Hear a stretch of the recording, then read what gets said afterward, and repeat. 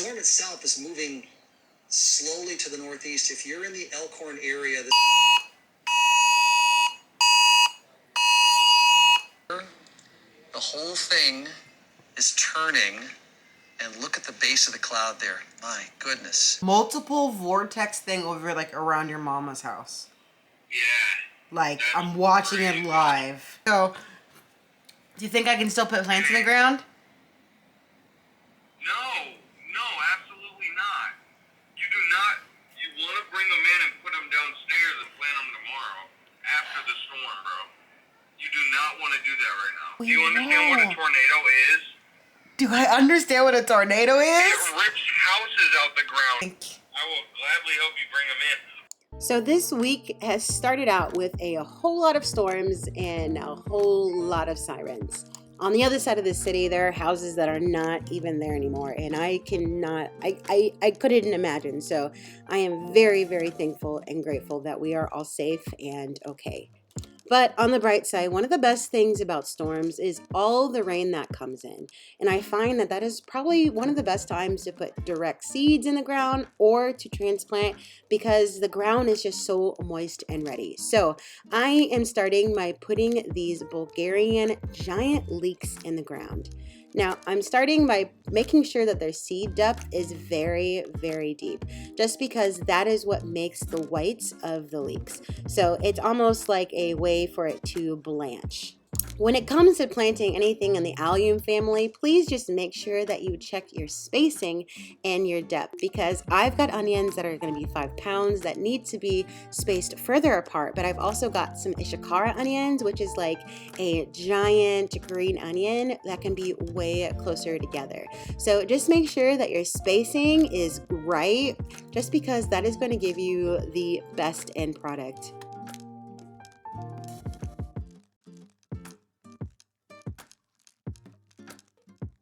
So we are currently just chasing and running and planting in between storms because it has just been raining like crazy in Nebraska.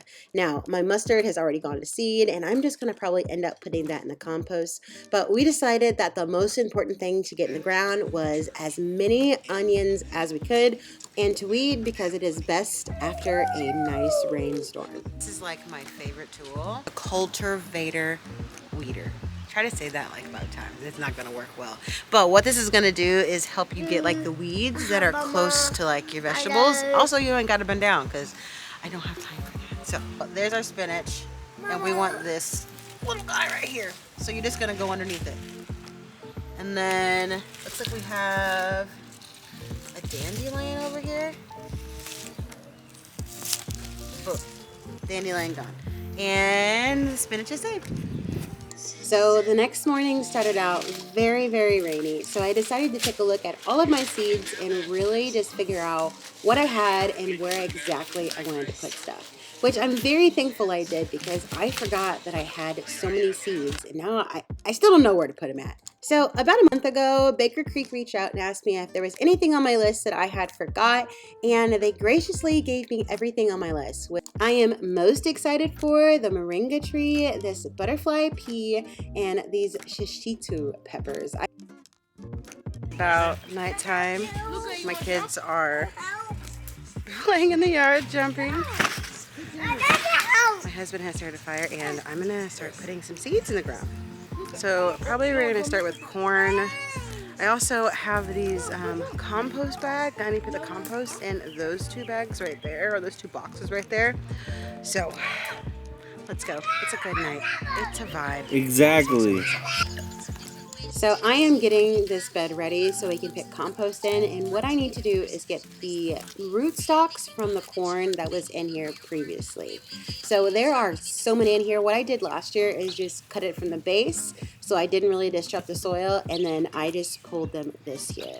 One thing about corn is that it does need to be rotated in your garden. If you don't rotate anything else in your backyard garden, rotate corn, because it really, really takes that nitrogen out of the soil. So this might be another lazy way that we garden, but we just kind of rake everything into a pile and pull out as much as with our hands, and then, hope for the best for real. But this compost is going right on top, And it's the Omagro, same as in our other beds on the other side of the yard.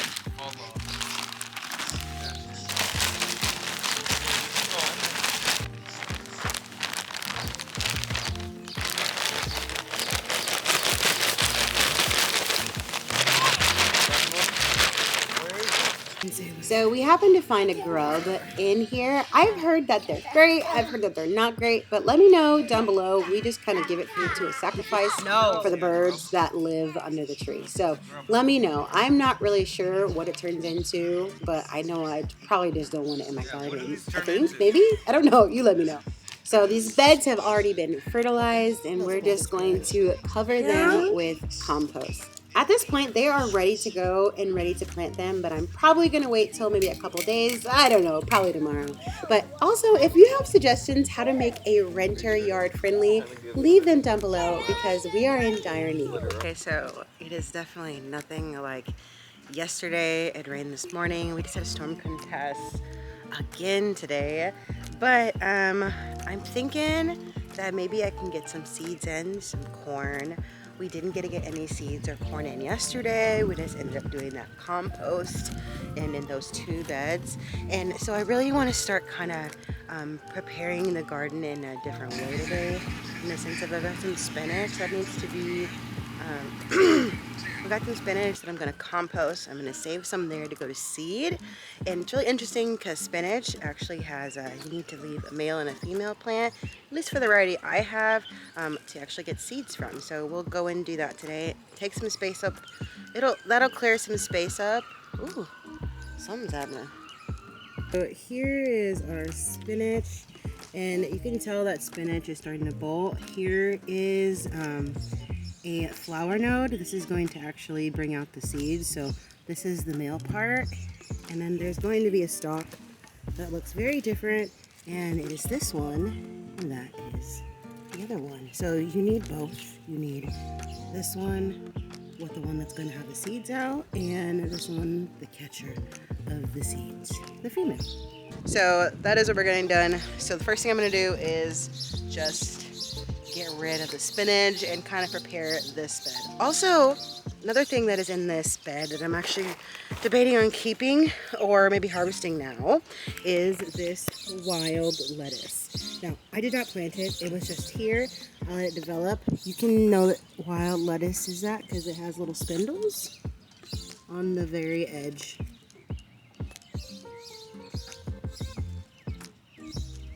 So those spikies don't hurt or anything, but that's just another thing. Also, they will have sap in them in our triangular.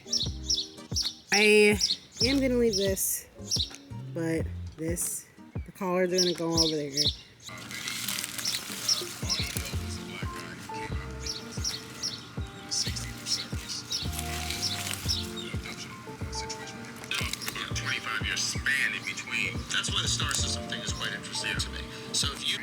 So because this bed is going to be kind of on pause because of the spinach going to seed, I'm going to probably end up planting my okra here because okra is going to go probably a little bit later, and I'm hoping that the spinach will have gone to seed and will have hopefully collected it by then.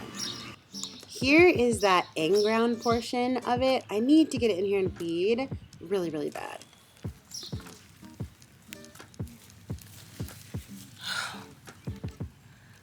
Well, it looks like it is starting to rain, so we are going inside, and hopefully we can try again in a little bit. But, I mean, we made a good plan.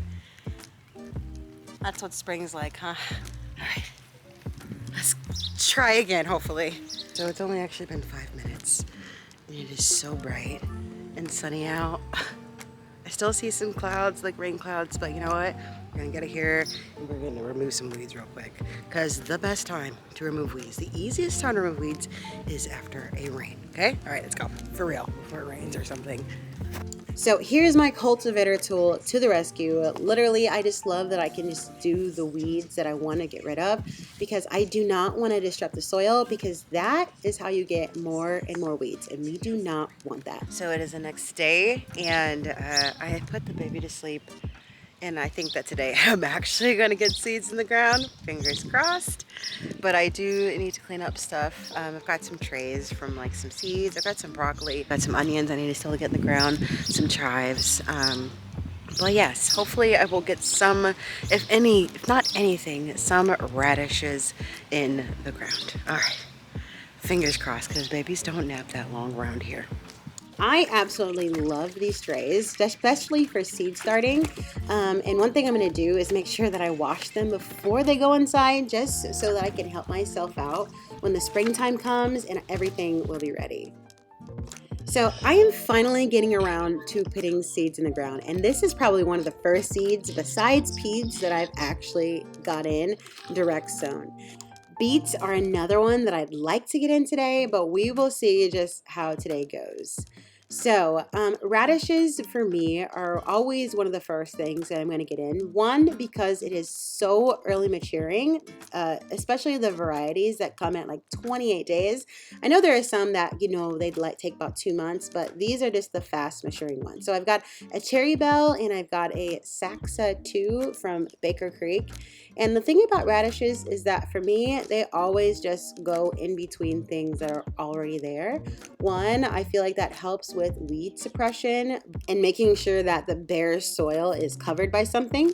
And also, it's just such a quick turnaround food that, like, why wouldn't you do it?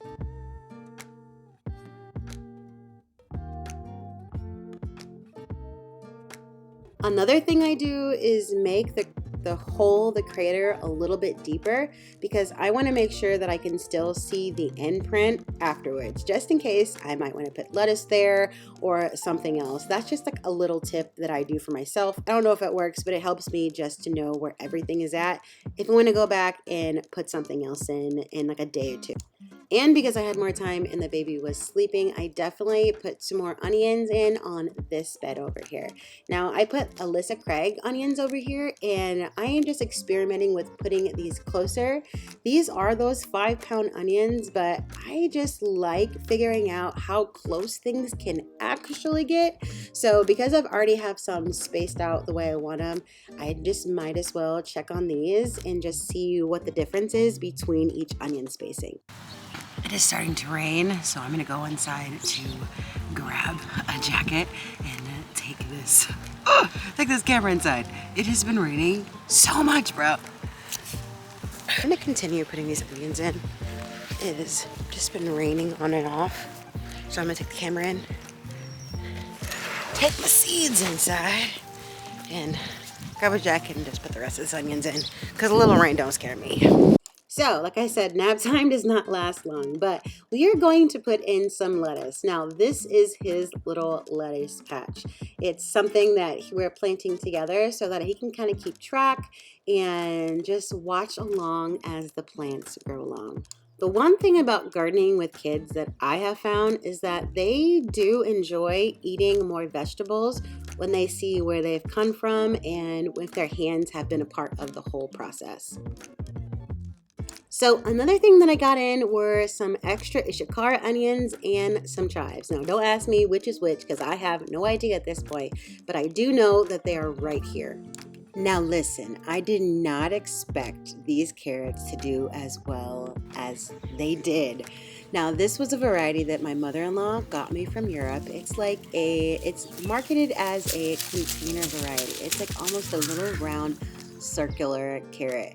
And what I think is really cool about carrots is that there really is a perfect variety for every little garden area or situation. So just look at the varieties. I tell you, you might change the way you think about growing things or growing carrots. Now, right here, I am just picking some dill. I'm going to probably dehydrate it, but it is just kind of clogging up this area of the peas. So what I've gone and started doing is just picking a couple little pieces, sticking them in the dehydrator, and then transplanting some if I can. But dill smells so good. It's just so fresh. I actually like to nibble on dill. So it is the end of the week, and I am just now figuring out what to do with that old greenhouse that kind of just never was. I never really got to use it. But I figured a way to kind of secure it in. Jaggedy, let you know. But I'm just gonna have it right here, and I'm gonna see how it'll go for a couple of days. But if anything, I could just put like the kids' toys on it and anything else that's like maybe not garden related. I wouldn't put any plants on here. I don't trust it, but I do trust it for like toys and little tools. You know, I'll probably end up taking these off because these just don't look right, but we're gonna make use of all the things that we have, okay? So I decided that I want to add a trellis over here because I have these two T-posts that I'm not doing anything with. So I also put it on this side because it will not block like any light because the sun comes from over the house. So the only thing that it could possibly block is already blocked by a tree. So I'm thinking about, I'm not really sure what I'm gonna put over here, but we'll see. There's always room. I have a whole lot of stuff and a lot of seeds I still need to start. So now that it is the end of the week, the end of this vlog, I am just like amazed with how much actually changes in like a span of a week. We got a lot of rain this we got a lot of rain this week, a lot of storms this week, but honestly, even though I didn't get everything done that I wanted to, I still got a lot done. Thank you for joining me this week.